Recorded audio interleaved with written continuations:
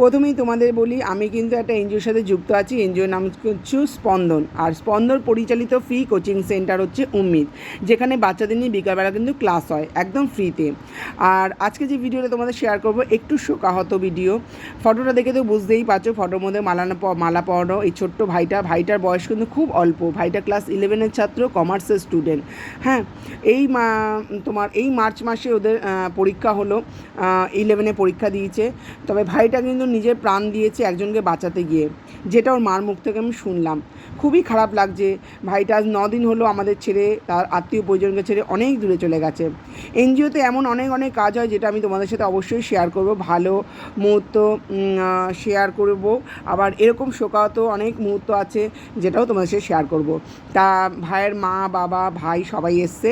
বাচ্চা দুপুরে খাওয়ার ব্যবস্থা করেছে, ভাত, মাংস, বললাম তো, মিষ্টি, আইসক্রিম এইসবই শেয়ার করেছে। যা যদি ভালো লাগে ভিডিওটা, অবশ্যই ভাইয়ের পাশে থেকেও ভাইয়ের আত্মার শান্তির কামনা করি।